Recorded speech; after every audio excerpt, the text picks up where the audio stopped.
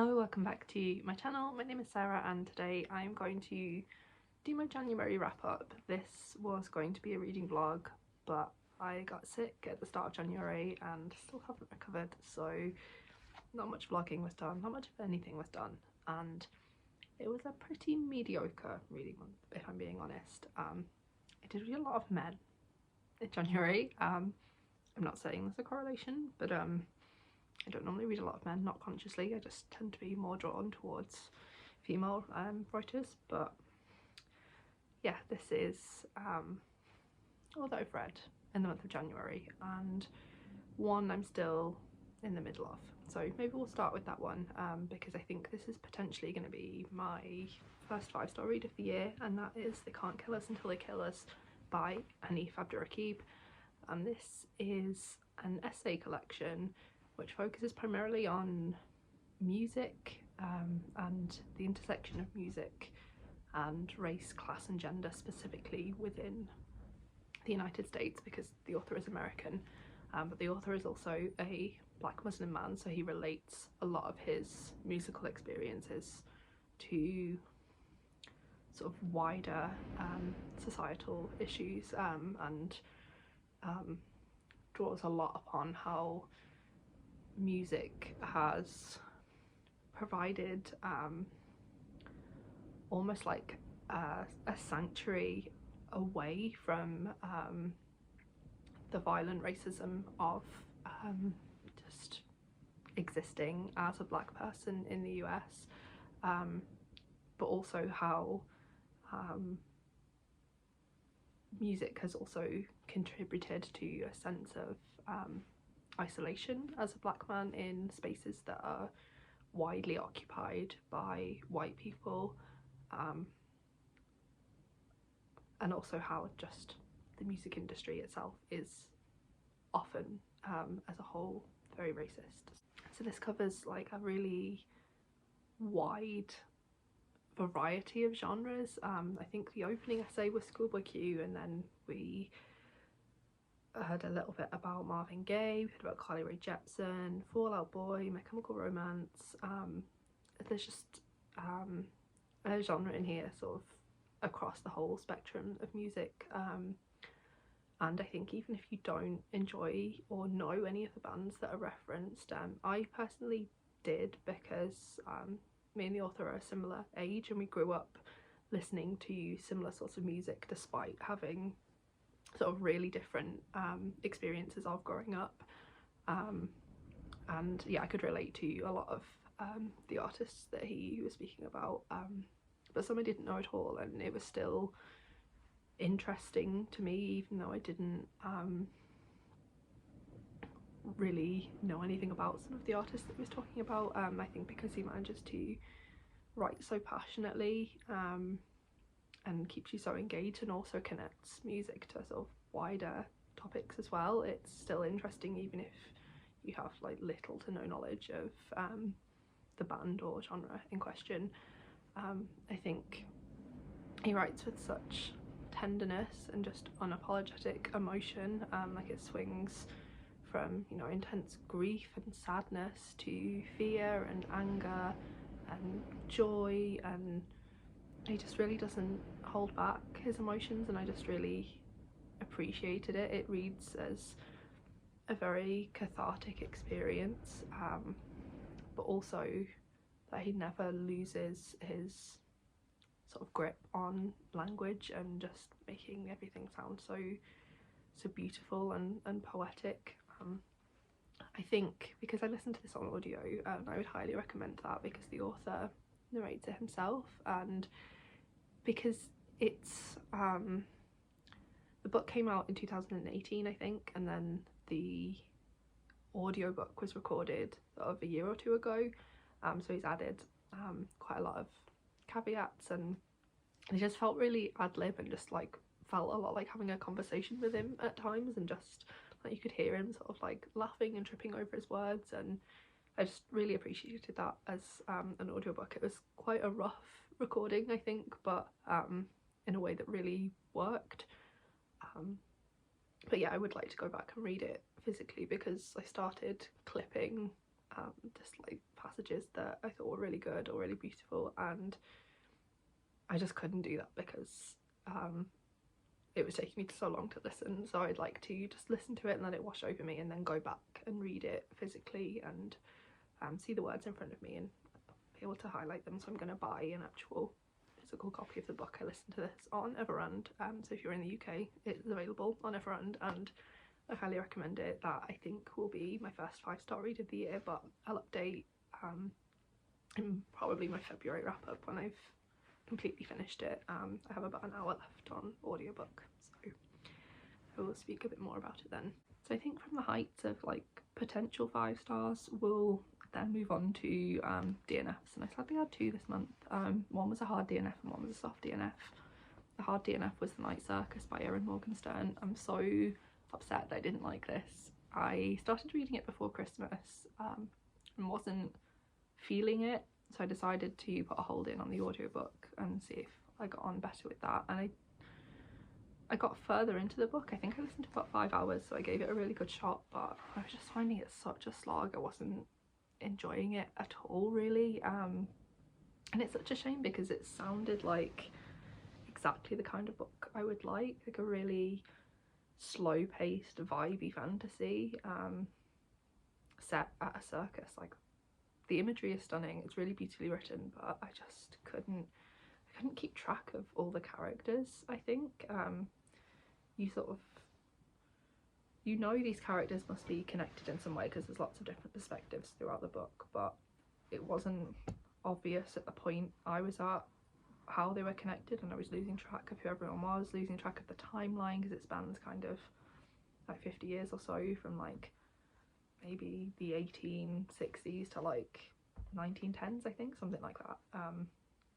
And it jumps across continents from so we're looking at like Europe and then the US as well, and it was just too much, and nothing was really happening, and I didn't understand where it was going. Yeah, I just wasn't compelled to read it at all. We're following 2 illusionists in like the Victorian times who sort of masquerade as magicians but actually can do magic, and we're following them separately, and they know that they will have like a duel of sorts with another illusionist at some point in their lives, and they've been training for that their whole life, but they don't know who they're going to be up against. They don't know what the duel entails, and we've just got to the point where one of them finds out who their opponent is, and yeah, I just wasn't enjoying it, and I don't feel compelled at all to go back to it. So I'm glad I DNF'd it, because normally I would push through if I'd got to 4 hours. That like sunk cost fallacy would come into play, but I was just like, no, I listened to 4 hours and I'm not enjoying it, so I'm not going to waste another 9 hours on something that's probably going to be a 3-star at best. So yeah, unfortunately that was The Night Circus, and it makes me really sad because I really thought this would be one of my favourite books of all time. The soft DNF is Entangled Life by Merlin Sheldrake. I was really enjoying this. I think it's really compelling in how it's written, and the author's passion really shines through. I think he's such an engaging writer, but I got this out of the library, and for some reason I only had a 15-day hold on it. Normally I get 60 days at the library, but I don't know why. I guess because it's really popular or something, but I just didn't want to race through it in 15 days. It needed longer for me to fully appreciate it, so I returned it to the library, and I am going to, I think, buy myself a copy because I've read enough to know that I will enjoy it, but I just, yeah, didn't want to speed through it because I thought if I speed through it I'm not going to enjoy it as much as I could do. So that's on the back burner for now, and it's probably not going to be one that I sort of read in one sitting. I might get the nice illustrated edition and just like pick it up every now and then and just read a little bit. So yeah, still excited to read that one. We have Reach for the Stars by Cragg, which is the history of pop music from 1996 to 2006. I've spoken about this in a vlog, which I'm gonna leave down below. I'm not gonna talk any more about it because I spoke about it all there, but I really enjoyed that one. It was a 4-star and I highly recommend it. Then I read Pet by Chidgey, and I really enjoyed this at the time. This is a literary thriller set between the 1980s and present day in New Zealand, and we're following a girl called Justine who has recently lost her mother and is struggling with seizures that are potentially linked to the grief she's experienced. She's having these seizures which are really debilitating, and also her father's he's really grieving and is descending quite quickly into alcoholism, and she's got a lot going on. She doesn't have an awful lot of friends in school, and she's trying with all the other girls in her class to compete for the attention of a new teacher who has what she calls pets, so like children that she really favours and sort of have special privileges and sort of get like a parental sense of love from her, I suppose. But she's really pushing boundaries, this teacher, because she's asking them to do things like go to the pharmacy and get prescriptions for her. She has an addiction to morphine, and she's asking Justine, the young girl who lost her mother, to get morphine from her house that her mother had when she was dying of cancer. And it's just very twisted and sinister, and Justine becomes one of her pets. And I think the stakes are really a little bit higher even for Justine, because she doesn't have that mother figure in her life anymore, and she's really not getting like any parental stability because her father's so unwell with the grief and the alcoholism, and it just becomes a very toxic obsessive love quite quickly. And there's all kinds of like really horrible, sinister things going on. This teacher's really, like I said, pushing the boundaries between what's acceptable and what isn't, and she does that very slowly at first, and then it sort of avalanches quite quickly, and then starts to go places where it's like, okay, that's really not okay, and that's definitely crossed the line now. But yeah, it was very sinister and creepy, and you really felt trapped with Justine in this situation that she finds herself in. I thought the ending was a lot of fun, although it was like horrific.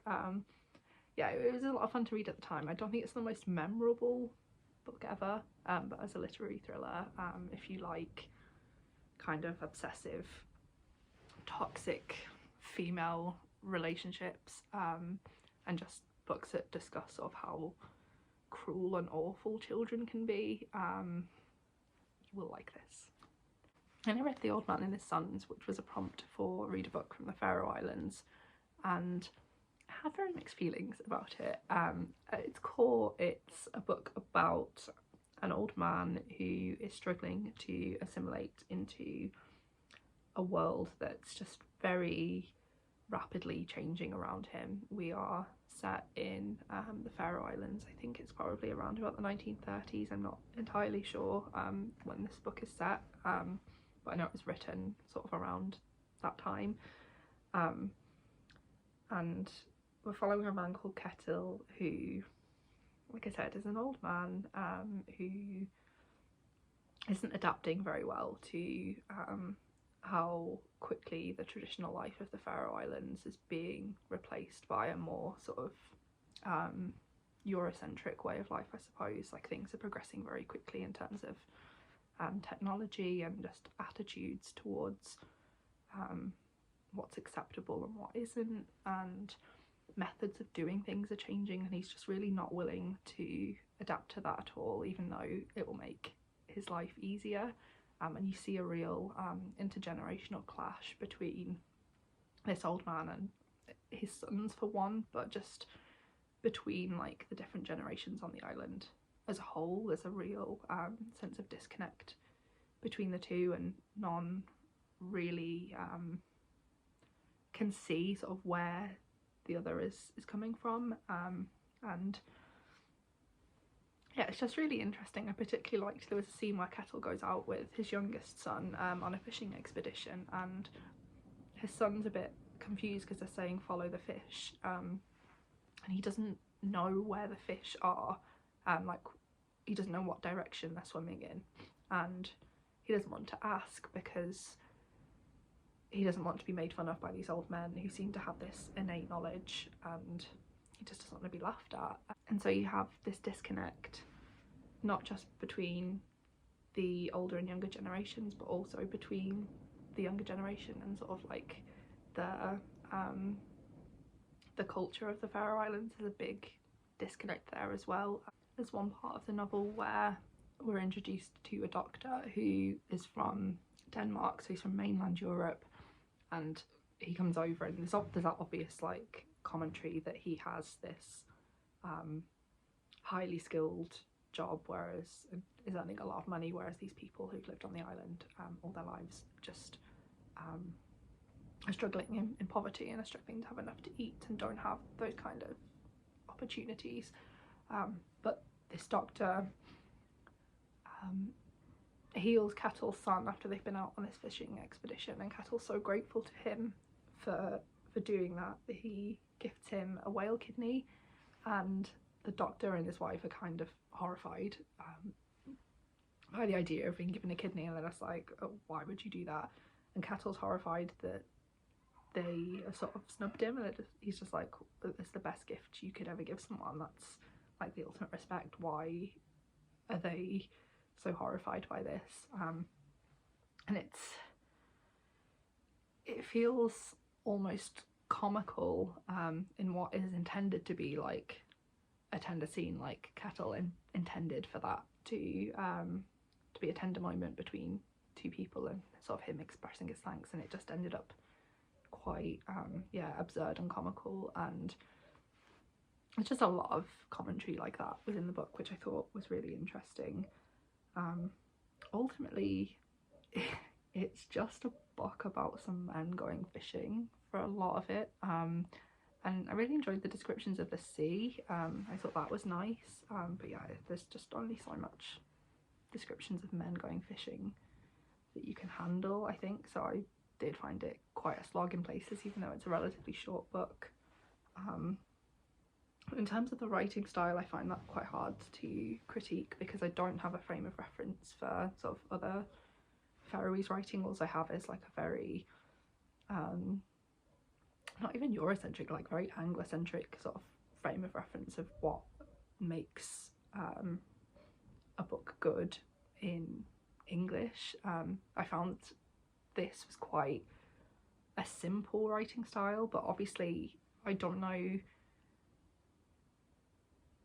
any other Faroese writers. I've never read on the Faroe Islands before, so yeah, it feels a bit unfair to be like, this writing is simple and not good, because it's obviously like a completely different culture to English writing. So yeah, I don't know, it wasn't necessarily the most enjoyable reading experience, I suppose, but I don't really have anything to say on like how technically good the language was, because I don't really like to do that when I'm discussing books from cultures and literary traditions that I have no knowledge of. I felt very fondly towards it. It was very simple, and I felt fondly towards it. I think perhaps the translation wasn't the best. I think the translator could have been a bit more creative with it, maybe. Some of it felt like, I don't know because I don't read Faroese, but some of it felt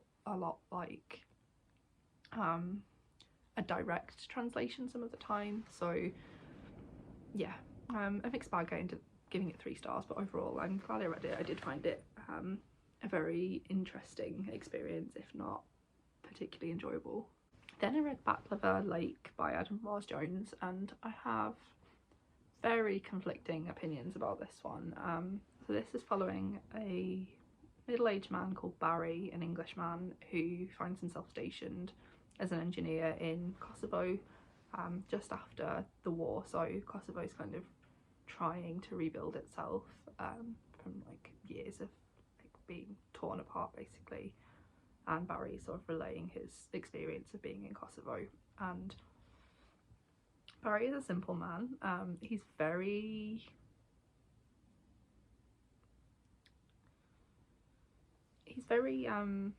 just very middle class, middle-aged English white man. And I think Adam Marsh-Jones did a really good job of inhabiting the character of Barry. He felt very realistic. He wasn't very pleasant to read about.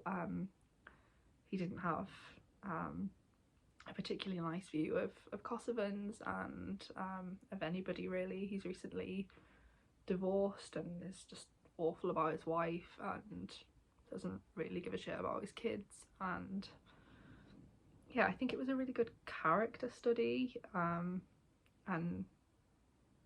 Adam Marsh-Jones did a really good job of writing this man. He was very believable, but it just made me ask why. I didn't see the point. That's all I really have to say on it. Just why. I don't think it added anything. It's just like, okay, you're a good writer and you can write characters well, but why? So yeah, I probably wouldn't read anything more by Adam Marsh-Jones. So I do think I should benefit more from reading in one sitting. It's very short. I read it sort of like in a stop-start kind of way, because I was just reading it in work when I wasn't very busy, and I think I would have enjoyed it more if I'd read it all in one sitting, because once I got into the flow I was kind of enjoying it, and then I put it down and pick it up and find it really hard to get back into. So yeah, very good, very technically good. I just didn't get why. Finally, I read Bookshops and Bonedust by Baldree, which is the prequel to Legends and Lattes, which was one of my favourite books in 2022. I have a full reading vlog of me reading that. I loved it. It was perfect. Loved it so much. Just a perfect cosy fantasy. And Bookshops and Bonedust is just more of the same. I would liken it to... So in Legends and Lattes, we have an orc called Viv who retires from doing orc things and like going on like hunts and like things like that. She retires from that and opens her own coffee shop in a city where none of the inhabitants have ever heard of coffee, and it's very cute and cozy. And there's a character in there called Thimble, who is a ratkin who bakes the most amazing cinnamon buns. And I feel about Bookshops and Bonedust like Legends and Lattes was one of Thimble's cinnamon buns, and I ate it and it was perfection. I enjoyed every minute of it, no complaints, and it was just a wonderful, wonderful experience. I should have stopped. I should have stopped at one, and I didn't. I read Bookshops and Bonedust, and it is pretty much the same book in a different setting. So I'm following Viv when she's a lot younger, and she is injured on some sort of mission. I don't read fantasy. I don't really understand what they were doing. They're chasing something, and she's injured and ends up having to go to a town called Merk to rest. And everyone sort of, her troop leaves her, and they're just like, we'll come back for you once we've finished our mission. You can't be with us because you're too unwell at the moment. So she's stuck in this sort of really quiet, boring town where everyone's a bit sort of off with her, and they're just like, yeah, she's just like, oh, I'm gonna be stuck here for ages and it's terrible and I just want to leave now. And eventually she stumbles upon a bookshop run by another ratkin. This ratkin's called Fern, who's very different to Thimble from Legends and Lattes, which I appreciated. I think Fern was also my favourite character. Just love ratkins. And the bookshop isn't doing very well. It's really run down and beaten up, and none of the inhabitants want to read books. But then Viv comes along and they sort of turn the shop around, and then everyone loves reading again. It's just the same. It's the same thing, and that's fine. I don't have any regrets for reading it, but I think it could have just been one book. It was nice to be with Viv and other characters. I think the way Baldree writes characters is really good. I think that's definitely his major strength, is his character work. There's not a huge amount of plot in this anyway. It's just a low stakes fantasy. It actually says it's low stakes, but the plot just did absolutely nothing for me in this book. I just like didn't care at all. All I wanted to do is read about the characters. I loved Viv and Fern's relationship, and Galena, the dwarf, who Viv meets and is sort of instantly has like a kind of friction with, I suppose. They don't get on, and I think a lot of the humour in these books comes from characters who are not necessarily enemies, but they just like rub each other up the wrong way, and I really like that about these books. I think sort of the clash of different personalities is really entertaining to read about, but I also really felt Viv and Fern's connection as friends, and it was just such a nice experience to read something so cozy, I suppose. And I could have read more of just their sort of everyday interactions and less of like the sort of plot that was kind of secondary to the novel.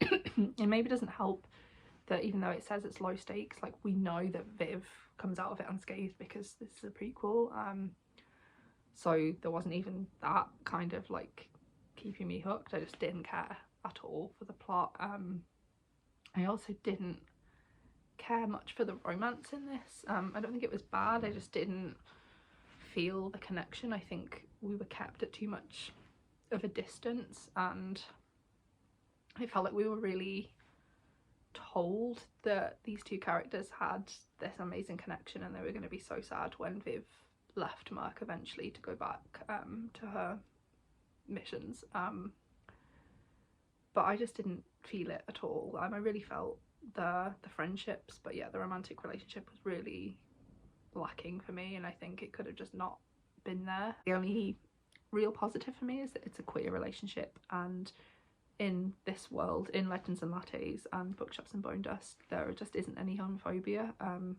There are just queer relationships as a given, and it's really nice to read about that. It's very inclusive and accepting environment. I would say you have lots of like different species of like mythical creatures, and it's an obvious kind of like parallel to like lots of different like types of personalities and like genders and sexualities and disabilities, and just like it's a really inclusive atmosphere is what I'm trying to say, and I really like that. I like that there's no prejudice in the books, because it can be nice to just escape from that from time to time. But yeah, unfortunately the relationship just didn't really do anything for me, and I didn't feel it, and I didn't feel sad about the prospect of it not working out, and I also wasn't like rooting for them to be together because I didn't see the connection at all. So I gave this one 4 stars because I enjoyed it, but yeah,